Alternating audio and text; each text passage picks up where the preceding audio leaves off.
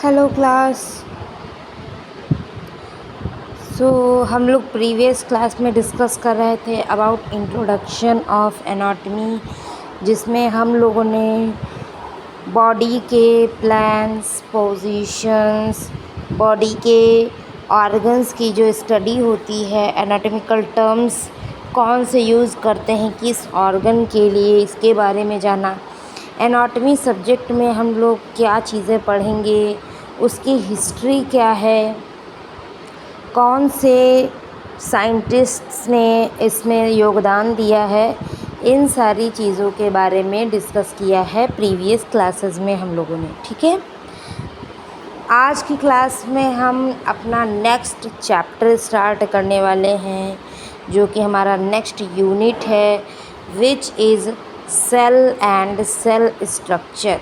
ठीक है, यानी कि इस पर्टिकुलर क्लास में हम लोग सेल्स क्या होते हैं उनके बारे में जानेंगे।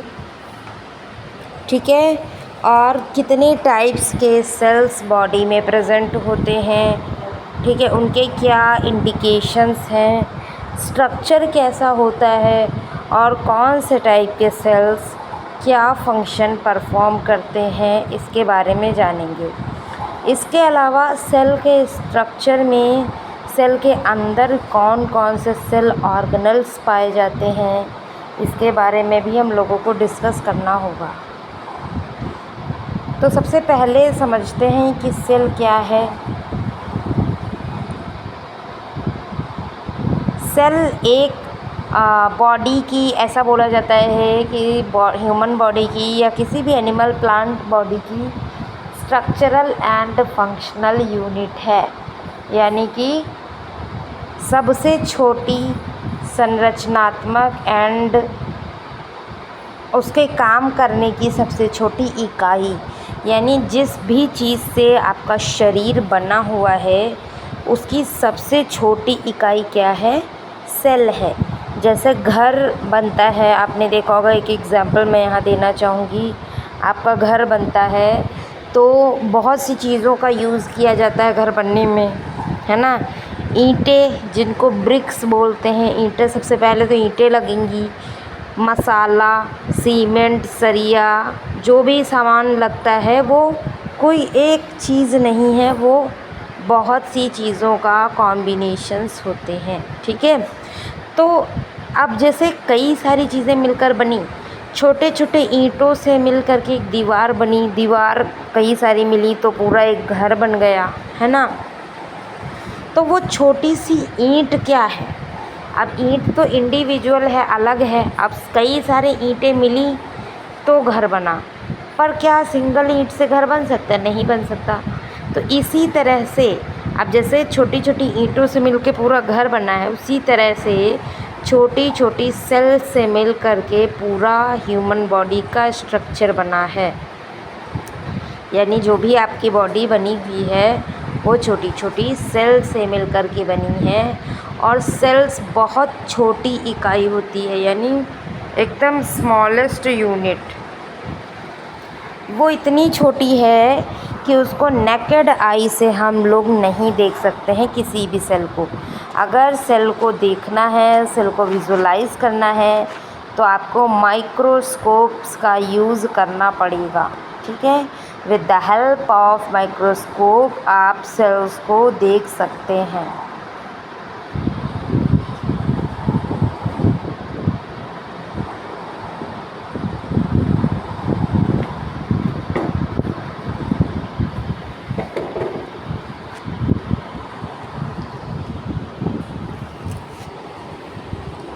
अब आपको यहाँ पर एक इमेज दिखाई दे रही होगी, वो सेल है, वो डाइसेक्शन करके आपको दिखाया गया है, सेल को बीच से काट करके आपको दिखाया गया है।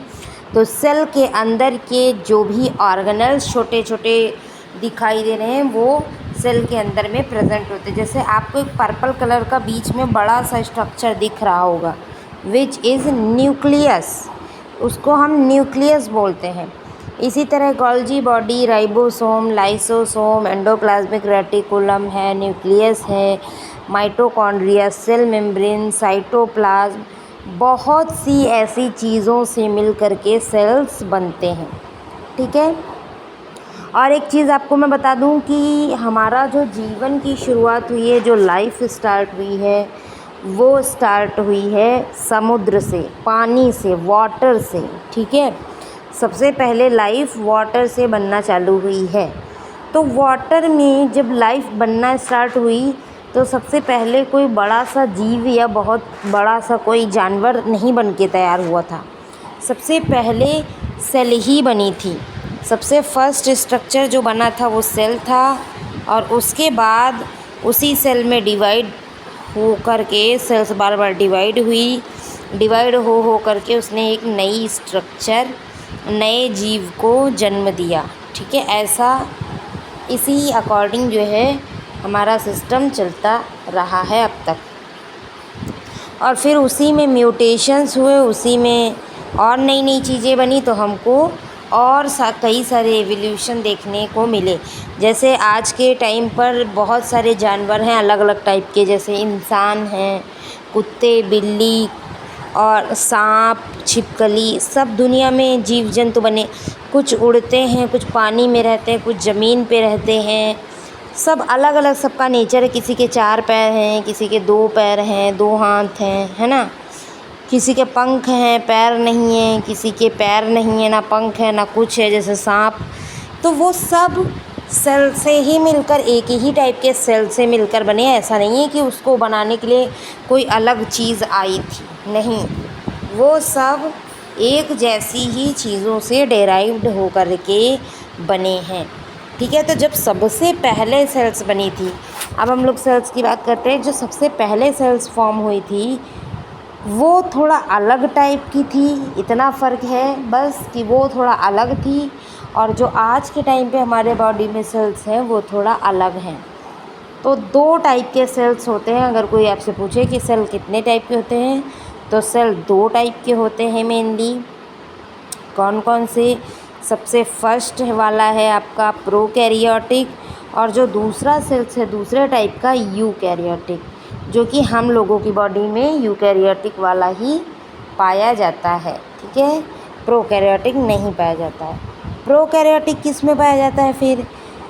प्रोकैरियोटिक मेनली बैक्टीरियाज में, छोटे ऑर्गेनिजम्स में, जैसे अमीबा है, पैरामीशियम है, बैक्टीरिया है ना, जो अभी आज भी यूनिसेलुलर हैं। जो ऑर्गन्स आज भी एक सिंगल सेल से ही मिलकर के बने हुए हैं, वो प्रोकैरियोटिक सेल से मिलकर के बने होते हैं, ठीक है। और जो मल्टी सेलुलर ऑर्गन है, जैसे हम लोग हैं, हमारे शरीर में बिलियंस ऑफ सेल्स प्रेजेंट हैं जिनसे मिलकर के हम लोग बने हैं। तो वो लोगों में हमेशा यूकैरियोटिक सेल पाए जाते हैं। तो हम दोनों के फीचर्स पढ़ लेते हैं, दोनों में क्या अंतर है ये देख लेते हैं। सबसे पहला है सेल वॉल। सेल वॉल जो है वो शेप को प्रोवाइड करता है, मतलब किसी भी सेल में शेप देता है, उसको प्रोटेक्शन देता है, और पेप्टाइडोग्लाइकन लेयर से मिल कर के बना होता है। यानी उसकी जो सेल वॉल है जिसके अंदर रहता है, जिसके जो सेल की कवरिंग है जिसको बोलते हैं, वो पेप्टाइडोग्लाइकन से मिलकर बनी होती है। लेकिन यूकैरियोटिक में सेल वॉल नहीं पाई जाती, ठीक है। सेल वॉल सिर्फ और सिर्फ प्रोकैरियोटिक में ही पाई जाती है, ना कि यूकैरियोटिक में। दूसरी चीज़ है उसमें साइटोप्लाज्म होगा, पर जो भी यहाँ पर आपको सेल के अंदर के ऑर्गन दिख रहे हैं, purple colour, yellow colour, red colour, blue colour, इसके ऑर्गन आपको दिख रहे होंगे, वो ऑर्गन्स अलग अलग प्रोकैरियोटिक सेल्स में आपको देखने को नहीं मिल सकते हैं, ठीक है। ऑर्गन्स आपको प्रोकैरियोटिक में अलग अलग नहीं, उसके अंदर का कंटेंट होगा, बट वो ऑर्गन अलग अलग फॉर्म में देखने को आपको नहीं मिलेंगे, ये फ़र्क होता है। तो इसको समझो, कहते हैं कि हम लोग पुराने ज़माने की सेल, यानी older structure of the cell बोलते हैं इसको। उसके बाद में बात करते हैं यूकैरियोटिक सेल। यूकैरियोटिक सेल्स वो सेल्स हैं जो प्लांट्स में, है ना, प्लांट्स में, एनिमल्स में और फंगस में पाए जाते हैं। इसमें ये फुल्ली डेवलप्ड, इनको फुल्ली डेवलप्ड या कंप्लीटली डेवलप्ड भी बोला जाता है। इसमें क्या होता है कि इसकी जो सेल वॉल होंगी वो होंगी नहीं, पहले तो सेल वॉल इसके बाहर प्रेजेंट नहीं होती है। दूसरी चीज़, जो इसके ऑर्गन्स होंगे वो अलग अलग पूरी तरीके से डेवलप्ड होंगे। सारे ऑर्गेनल्स मेम्ब्रेन बाउंड होंगे, यानी ऑर्गेनल्स के चारों तरफ मेम्ब्रेन भी होगी। और ये सेल्स क्या हैं, पूरे अपने सारे बॉडी के फंक्शंस को करने के लिए कैपेबल होंगे। ठीक है, तो ये एडवांस लेवल की सेल्स होती, जो हम लोगों में पाई जाती हैं सेल्स, वो थोड़ा सा एडवांस लेवल की सेल्स होती हैं।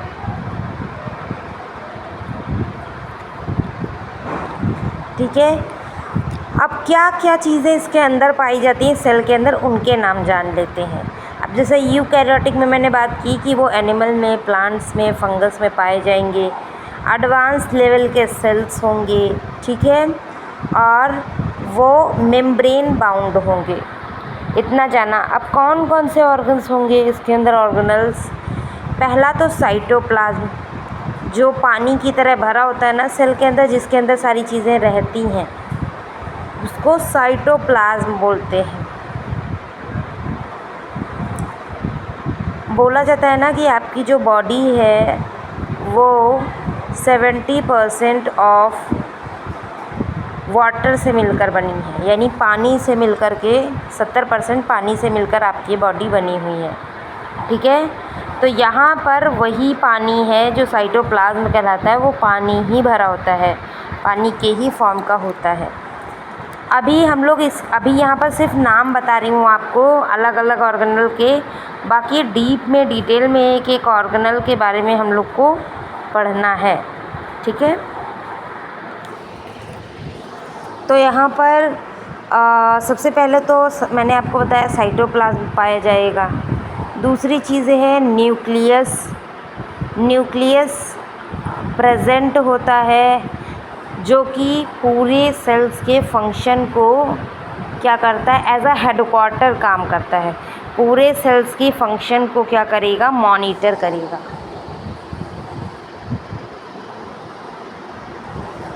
अब जैसे आपकी बॉडी में ब्रेन होता है, ब्रेन क्या करता है कि वो पूरे बॉडी को रेगुलेट करता है। अगर मान लीजिए ब्रेन काम ना करे किसी का, तो उसकी बॉडी में कोई फंक्शन नहीं होगा, क्योंकि ब्रेन ही रेगुलेट कराता है, ब्रेन ही सारा काम करवाता है। इसी तरह जैसे हमारी बॉडी में ब्रेन है, वैसे ही सेल के अंदर न्यूक्लियस है। न्यूक्लियस ही सारी कमांड देगा, सेल को सारे काम करवाएगा। फिर आता है एक एंडोप्लाज्मिक रेटिकुलम। एंडोप्लाज्मिक रेटिकुलम होते हैं दो टाइप के, rough endoplasmic reticulum and smooth. जो रफ वाला होता है वो रफ क्यों कहलाता है, और स्मूथ वाला स्मूथ क्यों कहलाता है, पहले ये जान लेते हैं। जो रफ वाला एंडोप्लाज्मिक रेटिकुलम है, उसके ऊपर छोटे छोटे दाने टाइप के राइबोसोम चिपके रहते हैं। रफ एंडोप्लाज्मिक रेटिकुलम के ऊपर राइबोसोम अटैच होते हैं, चिपके हुए रहते हैं, जो कि जिनकी वजह से जो एंडोप्लाज्मिक रेटिकुलम है वो खुरदरी सी दिखती है, तो हम इसको बोल देते हैं रफ एंडोप्लाज्मिक रेटिकुलम। और जो स्मूथ है उसके ऊपर कुछ नहीं चिपका होता है, इस वजह से वो चिकनी दिखती है, स्मूथ, उसकी स्ट्रक्चर स्मूथ दिखती है। तो ये है। अगला है राइबोसोम्स। राइबोसोम जो कि चिपके रहते हैं, अभी बता रहे थे आपको, तो वो क्या करते हैं, प्रोटीन की सिंथेसिस। आपके बॉडी में जितना प्रोटीन बनता है, जितना प्रोटीन यूज़ होता है, वो सारा का सारा प्रोटीन कौन बनाएगा, राइबोसोम। उसके बाद में नेक्स्ट है गोल्जी अपैरेटस। गोल्जी अपैरेटस क्या करता है, देखो गोल्जी अपैरेटस का दूसरा नाम होता है गोल्जी बॉडी।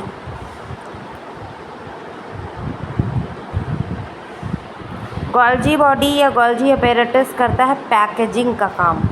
अगर किसी भी चीज़ की पैकिंग करनी हो, उसको सेल से बाहर भेजना हो, जैसे आप लोग नहीं टूर पे जाते हैं, ट्रिप पे जाते हैं, तो पहले अपनी सामान पैक करते हैं ट्रॉली बैग में, फिर उसको ले कर जाते हैं। उसी तरह जब सेल से बाहर किसी चीज़ को जाना हो या किसी चीज़ को सेल के अंदर आना हो, तो वो नॉर्मली नहीं आ सकता है, उसको पैकिंग करके ही भेजना पड़ेगा। ठीक है, तो वही पैकिंग का काम कौन कराएगा? गोल्गी अपैरेटस या फिर गोल्गी बॉडी। फिर नेक्स्ट हमारा है 7th नंबर का ऑर्गेनल माइटोकॉन्ड्रिया। माइटोकॉन्ड्रिया क्या होती है? ये इसको हम powerhouse of the cell बोलते हैं, सेल्स का पावर हाउस बोलते हैं। जैसे आपके घरों के आसपास कॉलोनी में, आपके सिटी में पावर हाउस होता है, वो क्या करता है? पावर जनरेट करता है, बिजली बनाता है, और वहीं से आपके घरों में, पूरे शहर में बिजली आती है, लाइट आती है। तो ये सेल का पावर हाउस है, तो ये सेल की बिजली या सेल की एनर्जी बनाएगा। यानी सेल को काम करने के लिए जो भी एनर्जी की नीड होगी, जो भी एनर्जी चाहिए सेल को, वो सारी की सारी एनर्जी कौन बनाएगा? माइटोकॉन्ड्रिया। इसी वजह से इसको powerhouse of the cell बोलते हैं। नेक्स्ट है हमारा लाइसोसोम। एक और ऑर्गेनल है जिसका नाम है लाइसोसोम। लाइसोसोम क्या होता है? डाइजेस्टिव एंजाइम्स को कंटेन करके रखता है। ठीक है, यानी इसके अंदर कई सारे मोर देन 50 से भी ज़्यादा इसके अंदर एंजाइम्स भरे हुए रहते हैं, और वो एंजाइम्स क्या करते हैं? किसी को भी किल कर सकते हैं। तो ऐसा समझो कि एक डिफेंस की तरह इसके पास चीज़ें रहती हैं। अच्छा, लाइसोसोम को हम सुसाइडल बैग भी बोलते हैं। सुसाइडल बैग यानी कि आत्महत्या की थैली। जैसे ही लाइसोसोम फटेगा, क्योंकि लाइसोसोम सेल के अंदर रह रहा है, जैसे ही लाइसोसोम फटेगा, उसके अंदर के ढेर सारे जो एंजाइम भरे पड़े हैं तुरंत बाहर निकलेंगे और सेल में मिक्स हो जाएंगे और सेल को किल कर देंगे। इसीलिए इसको आत्महत्या की थैली कहते हैं। जब भी सेल का मन करे कि हमको मरना है या हमारा टाइम पूरा हो गया है, लाइसोसोम क्या करेगा? अपने आप को तोड़ देगा और इसके अंदर का जितना कंटेंट है वो बाहर आ जाएगा और किल कर देगा पूरी की पूरी सेल को। ये काम किसका होता है? लाइसोसोम का। उसी तरह से अगला है पेरोक्सीसोम। पेरोक्सीसोम क्या करते हैं? लिपिड मेटाबॉलिज्म में हेल्प करते हैं। लिपिड मेटाबॉलिज्म को क्या करते हैं? उसकी हेल्प करते हैं। कैसे करते हैं? पहली चीज़ तो ये लिपिड का मेटाबॉलिज्म करते हैं, और दूसरी चीज़ ये डिटॉक्सिफिकेशन करते हैं।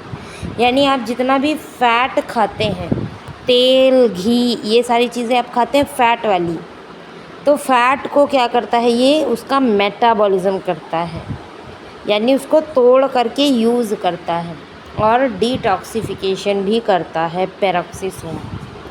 तो पेरोक्सीसोम भी बहुत ज़्यादा एक हेल्पफुल है। फिर अगली बात कर लेते हैं साइटोस्केलेटन की। साइटोस्केलेटन्स क्या होते हैं? जैसे आपके शरीर में स्केलेटल सिस्टम है, हड्डियों का ढांचा, जिसकी वजह से आप खड़े हो पाते हैं, चल पाते हैं, बोल पाते हैं, बैठ पाते हैं। अगर वो हड्डियों का ढांचा ना हो तो आपका शरीर एकदम ढेर के तरह हो जाएगा, ना तो आप बैठ पाएंगे ना चल पाएंगे। तो उसी तरीके से सेल के अंदर भी स्केलेटल सिस्टम होता है खुद का, जो कि फाइबर्स का बना हुआ होगा, छोटे छोटे फाइबर्स का। अब सेल खुद इतनी छोटी है तो उसके स्केलेटल सिस्टम भी एकदम छोटे छोटे होंगे। अब ये क्या होंगे? फाइबर्स के बने हुए धागे होंगे, जो सेल्स के अंदर जब रहते हैं तो सेल्स अपनी जगह पर अपनी अवस्था में बनी रहती है, यानी पूरी तरीके से खड़ी रहती है सेल, अपने शेप साइज को मेंटेन करके रखती है। अगला है सेंट्रोसोम एंड सेंट्रियोल। ये भी एक इम्पॉर्टेंट ऑर्गेनल है। ये क्या करते हैं? ये ट्रांसपोर्टेशन का काम करते हैं। जब भी कोई चीज़ अंदर जानी हो, बाहर आनी हो, या सेल के ही अंदर इधर उधर जाना हो किसी चीज़ को, तो माइक्रोट्यूब्यूल्स की हेल्प से ये मूवमेंट कराते हैं चीज़ों को सेल के अंदर। फिर अगला एक 12th नंबर का ऑर्गेनल है वैक्यूल्स। वैक्यूल्स क्या करते हैं? स्टोरेज का काम करते हैं। वैक्यूल्स स्टोर करते हैं न्यूट्रिएंट्स को, वाटर को, वेस्ट सब्सटेंसेस को। लार्ज सेंट्रल वैक्यूल क्या करते हैं? प्लांट्स में पाए जाते हैं, और हम लोग के अंदर छोटे छोटे वैक्यूल्स पाए जाते हैं।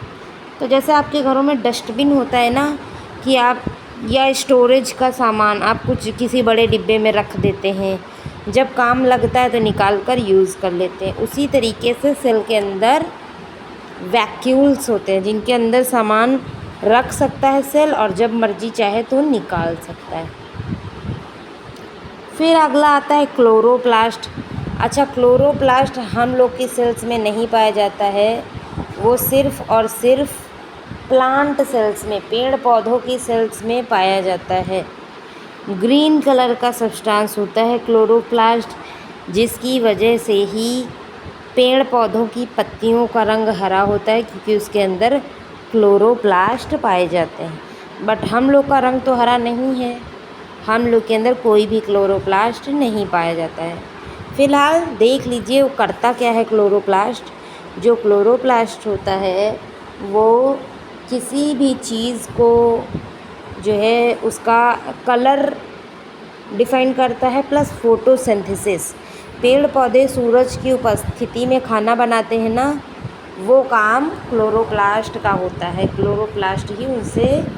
क्लोरोप्लास्ट की प्रेजेंस में ही वो पेड़ पौधे खाना बना पाते हैं। ये है। फिर अगली आती है सेल वॉल। सेल वॉल हमारे सेल के ऊपर की परत है, ऊपर की लेयर है। जैसे हमारी बॉडी में स्किन होती है, वैसे सेल के ऊपर सेल वॉल होती है, जो कि सेल को टूटने से बचाती है और उसको प्रोटेक्ट करती है बाहर की चीज़ों से। लेकिन ये भी हम लोगों में नहीं पाई जाती। सेल वॉल हमारी सेल्स में नहीं पाई जाती है, सिर्फ़ और सिर्फ पेड़ पौधों की सेल्स के ऊपर पाई जाती है, हमारे में नहीं। ठीक है, तो ये कुछ ऑर्गन्स मैंने आपको टोटल कितने ऑर्गन्स बता दिए हैं? टोटल 14 ऑर्गन मैंने बताए हैं, ऑर्गेनल्स, जो कि सेल्स के अंदर पाए जाते हैं और काम करते हैं। लेकिन टेंशन लेने की बात नहीं है, इन सभी ऑर्गेनल्स को एक एक करके हम पढ़ने वाले हैं। एक एक ऑर्गन को हम लोग ठीक से पढ़ेंगे, डिटेल में पढ़ेंगे, समझ में आएगा आपको। यहाँ तो मैंने आपको सिर्फ बताया है कि सेल क्या होती है, उसके अंदर कितने ऑर्गेनल्स पाए जाते हैं और वो किस तरह से काम करते हैं, कौन सा ऑर्गेनल क्या काम पर करता है, ये मैंने आपको सिर्फ बताया है। बाकी डिटेल में पढ़ेंगे। अच्छा, एक चीज़ और है इसमें, एक बहुत बड़ा जो डिफरेंस है जो प्लांट और एनिमल सेल को अलग अलग करता है, यानी पेड़ पौधों की सेल्स और जो एनिमल्स यानी हम लोग हैं उनकी सेल्स में मेन डिफरेंस क्या है। देखो, अभी मैंने बताया कि प्लांट सेल्स के पास होता है सेल वॉल, हमारे पास नहीं होता है। सबसे बड़ा तो एक यही डिफरेंस हो गया। दूसरी चीज़, प्लांट सेल के पास होते हैं लार्ज वैक्यूल, बड़े बड़े वैक्यूल्स, हमारे पास छोटे छोटे वैक्यूल्स होंगे। और तीसरी चीज़ है कि प्लांट्स के पास होता है क्लोरोफिल, ग्रीन कलर का, जिससे वो खाना बनाते हैं। बट हम लोग अपना खाना स्वयं नहीं बना सकते, हम प्लांट से अपना खाना लेते हैं, इसलिए हमारे पास कोई भी क्लोरोफिल नहीं होता है। देखो, खाना अपना वही बना पाएगा जिसके पास क्लोरोफिल होगा, हमारे पास नहीं है तो हम लोग नहीं बना सकते अपना खाना। और एनिमल सेल में क्या चीज़ें हैं? पहली चीज़ तो सेल वॉल नहीं है, क्लोरोप्लास्ट नहीं है, वैक्यूल्स भी हैं तो बहुत छोटे छोटे से हैं, जो कि प्लांट्स में बड़े लार्ज नंबर में हैं।